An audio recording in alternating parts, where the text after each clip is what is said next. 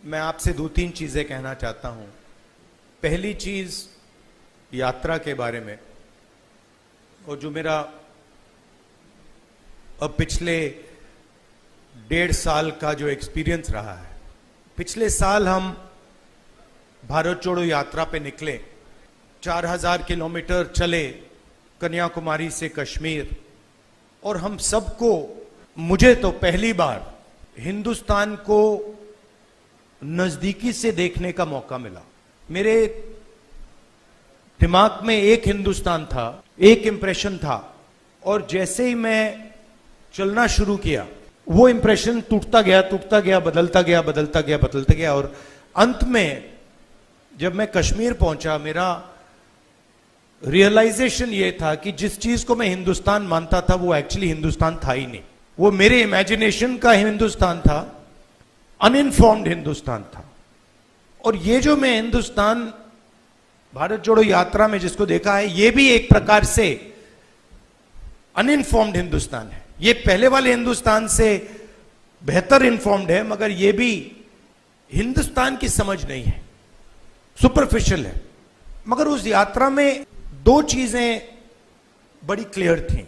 एक कि हिंदुस्तान नफरत का देश नहीं है, मोहब्बत का देश है।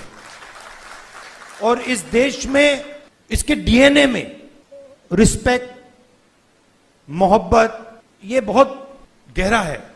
तो चलते चलते मेरे दिमाग में यह सवाल आना शुरू हुआ कि अगर यह नफरत का देश नहीं है, यह पहला देश है जिसने इंडिपेंडेंस की लड़ाई मोहब्बत से लड़ी, और कोई देश है ही नहीं।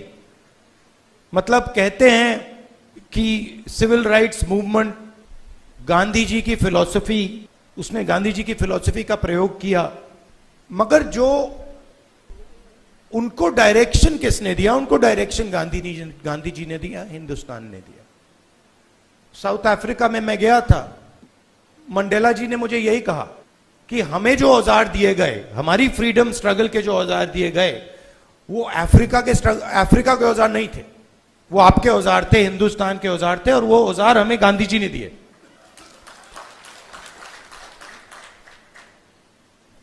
तो जब मैं चल रहा था, मेरे दिमाग में यह सवाल आया कि अगर हिंदुस्तान मोहब्बत का देश है तो इसमें नफरत क्यों फैल रही है? क्योंकि इतना आसान नहीं होना चाहिए नफरत को फैलाना। हम कहते हैं बीजेपी नफरत फैलाती है, बट कोई ना कोई फाउंडेशन तो होगा, कोई ना कोई बेसिस तो होगी इस नफरत की। तो ये सवाल मेरे दिमाग में था, और आस्ते आस्ते मुझे बात समझ आने लगी कि नफरत का कारण अन्याय है। कि ये देश में गरीबों के साथ, किसानों के साथ, दलितों के साथ, महिलाओं के साथ, युवाओं के साथ, सबके साथ हर रोज अन्याय होता रहता है। 2-3% लोग हैं इस देश में जिनको न्याय का एक्सेस मिलता है। 2-3%, ज्यादा से ज्यादा 5% लोग हैं। उनके लिए कोर्ट्स काम करते हैं, उनके लिए सरकार काम करती है, सारी इंस्टीट्यूशंस में उनके लिए जगह है। बट अगर हम 90% लोगों को देखें, उनके साथ 24 घंटा अन्याय हो रहा है। 16 लाख करोड़ रुपए 20-25 लोगों का कर्जा माफ हुआ। जीएसटी का पैसा है, जनता का पैसा है, किसानों का पैसा है, मगर किसानों का 1 रुपया माफ नहीं होता है। और मैंने सरकार के अंदर से देखा है, जब हमने किसान कर्जा माफी की बात उठाई, जब हम सरकार में थे, तो रिस्पॉन्स मिला कि ये ठीक नहीं है, इससे किसान आलसी हो जाएगा। मनरेगा से गरीब व्यक्ति की आदत बिगड़ जाती है। मतलब वो काम कर रहा है, उसको आप उस काम के लिए पैसा दे रहे हो, और उसकी आदत बिगड़ रही है। और दूसरी तरफ 20-25 लोग हैं, उनका 16 लाख करोड़ रुपए माफ हो रहा है, उनकी आदत नहीं बिगड़ रही। वो उसको पता नहीं विकास कहते हैं, डेवलपमेंट कहते हैं, प्रोग्रेस कहते हैं, पता नहीं क्या कहते हैं। तो अगर आप हिंदुस्तान के धन को देखें और उसको ट्रैक करें, तो आपको दिखेगा कि ये जो सोने की चिड़िया कही जाती है, इसका पूरा का पूरा धन किसानों से, युवाओं से, दलितों से, आदिवासियों से, पिछड़ों से छीनकर ये 20 25, 50, 200 कितने लोग हैं, ज्यादा नहीं है, इनके ओर फनल होता है। तो इसलिए हमने दूसरी यात्रा में न्याय शब्द जोड़ दिया, और इस यात्रा में हमारा फोकस उस पे था कि किस प्रकार का अन्याय हो रहा है। और हर कदम पे स्टूडेंट्स के पेपर लीक हो रहे हैं, किसान को एमएसपी नहीं मिल रही, मजदूर को मिनिमम वेज नहीं मिल रही, छोटे व्यापारियों को जीएसटी से दबाया जा रहा है। मतलब हर स्टेप पे, हर कदम पे लोग आ रहे थे, कह रहे थे हमारे साथ ये हो रहा है, मगर कंबाइंड कॉन्शियसनेस नहीं है। एक व्यक्ति कह रहा है मेरे साथ अन्याय हो रहा है। मेरे पास छोटे व्यापारी आए गुजरात में, उन्होंने कहा कि जीएसटी से, नोटबंदी से हमें बहुत चोट लगी, मगर उसी डिस्कशन में जो किसान के साथ हो रहा है वो उनको दिख नहीं रहा है, वो देख ही नहीं पा रहे। तो मेरे खिलाफ जो अन्याय हो रहा है वो मुझे दिख रहा है, मगर मेरे भाई के साथ जो हो रहा है मुझे दिख नहीं रहा है। तो ये बहुत जरूरी बात है, क्योंकि जब तक आप अपने भाई के साथ जो अन्याय हो रहा है वो नहीं देखोगे, तब तक कोई मूवमेंट खड़ा नहीं हो सकता। मैं जूडो करता हूं, और उसमें एक बड़ी इंटरेस्टिंग चीज है, उसमें जमीन पे गिरना पड़ता है, फेंका जाता है व्यक्ति को। तो जब पहले व्यक्ति शुरू करता है तो वो अपने आप को प्रोटेक्ट करने की कोशिश करता है। जमीन पे गिरोगे तो फिर आप अपने आप की रक्षा करते हो, फिर थोड़ा एडवांस्ड होता है, फिर उसको बात समझ आती है, वो जमीन की रक्षा करना शुरू कर देता है। मतलब don't protect yourself, protect the mat. और बड़े मजे की बात दिखती है कि जब आप जमीन को प्रोटेक्ट करते हो तो ऑटोमेटिकली जमीन आपको प्रोटेक्ट करती है। तो मूवमेंट कैसे बनती है? मूवमेंट जब बनती है जब मैं अपने दर्द को छोड़कर मेरे साइड में जो खड़ा है उसके दर्द की रक्षा करना शुरू करता हूं। ऑटोमेटिकली वो मेरी रक्षा करेगा, उसको करना ही पड़ेगा। तो ये एक मेंटल लीप की जरूरत है। सबको दिख रहा है कि भाई किसान को दिख रहा है, मजदूर को दिख रहा है, सबको दिख रहा है, मगर एक दूसरे का दर्द नहीं दिख रहा किसी को। मेरा एक्सपीरियंस है दूसरी यात्रा का।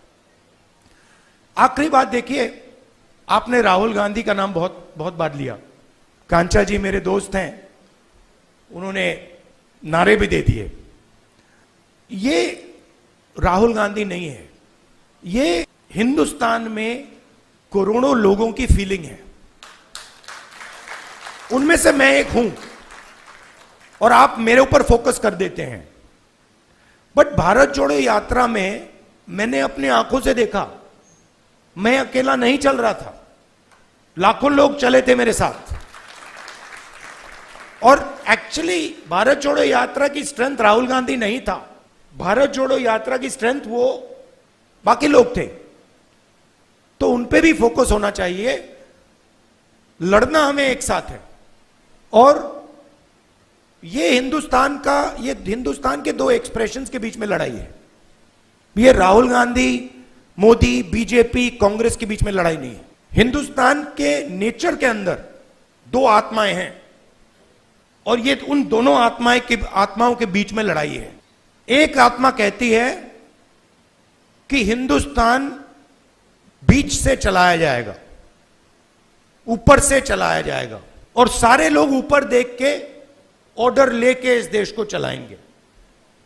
और ये एक सोचने का तरीका है हिंदुस्तान में, बहुत सारे लोग इसको मानते हैं, एक्सेप्ट करते हैं। और एक दूसरा तरीका है कि हिंदुस्तान को डिसेंट्रलाइज तरीके से हिंदुस्तान के सब लोगों को सुनकर चलाया जाएगा, जिसको हम, अगर आप धार्मिक तरीके से बोलना चाहते हैं, शिव की बारात बोल लीजिए, कि सब लोगों को जगह देके निर्णय लिया जाता है। जैसे योगेंद्र यादव जी अभी बैठे हैं, बड़ी इंटरेस्टिंग बात आपको बताऊं। 3-4 महीने पहले इन्होंने हमें कहा, देखिए हमें ये जो गारंटीज हैं, हमें क्लियरली बता देना चाहिए देश को कि इंडिया गठबंधन आएगा तो क्या करेगा। और आज मैंने इनसे पूछा कि आप बताइए, ये जो हमने गारंटीज देश के सामने रखी हैं, इससे आप खुश हैं? तो इन्होंने कहा मैं खुश हूं, मगर बहुत केओटिक डिस्कशन हुआ केओटिक डिस्कशन हुआ क्योंकि ये एक्चुअली कांग्रेस पार्टी की, राहुल गांधी की, खारगे जी की, इंडिया गठबंधन की गारंटीज नहीं है। ये एक्चुअली हिंदुस्तान की आवाज है। उसको हमने चुन चुन के, सुन के निकाला है, उसको रिफाइन किया है। बीजेपी ये काम कर ही नहीं सकती क्योंकि उनका तरीका सेंट्रलाइज है, ऊपर से बोलते हैं। नरेंद्र मोदी जी रेडार की बात करेंगे, सब कुछ नरेंद्र मोदी जी से निकलता है। उनके विजन में और आरएसएस के विजन में ज्ञान एक व्यक्ति के पास है, किसान के पास ज्ञान ही नहीं है, मजदूर के पास ज्ञान ही नहीं है, बेरोजगार युवक को कोई समझ नहीं है। आईआईटी की डिग्री है तो पूरी दुनिया को समझ गया, ये थिंकिंग है। तो इसके खिलाफ हमारी लड़ाई हो रही है। हिंदुस्तान का सबसे बड़ा साइंटिस्ट, जितना उसमें ज्ञान है उतना ही ज्ञान हिंदुस्तान के किसान में है, बस दूसरे तरीके का है। मैं बंगाल गया और वहां पे वो महिलाएं थी, इसी यात्रा पे महिलाएं थी, वो बीड़ी बना रही थी। उनके हाथ में जो स्किल थी, बीड़ी बनाती थी वो, उनके हाथ में जो स्किल थी मैंने अपनी जिंदगी में कभी पहले नहीं देखी। मैंने ट्राई किया, मतलब एक बीड़ी मतलब मैंने रोल करने की कोशिश की, नहीं हो रही थी मुझसे। तो वो सालों का, मतलब सालों की स्किल है वो, और उसका इस देश में कोई आदर नहीं हो रहा। उस महिला को आप फाइनेंशियल सपोर्ट दीजिए, उसकी मदद कीजिए, मेक इन इंडिया उससे करवाइए और फिर देखिए क्या मजा आता है। तो ये दो अलग तरीके की सोच की लड़ाई है, इसमें हम सब एक साथ लड़ रहे हैं। बहुत अच्छा लग रहा है और घबराने की कोई जरूरत नहीं है। ये आप मत सोचिए कि बीजेपी आ गई, कॉन्स्टिट्यूशन को खत्म कर देंगे, ये कर देंगे, कुछ नहीं, इनमें इतना दम नहीं है, ये नहीं कर सकते। ये इन्होंने मीडिया को कैप्चर कर रखा है, ये आवाज बहुत करते हैं, मगर सच्चाई और हिंदुस्तान हमारे साइड है।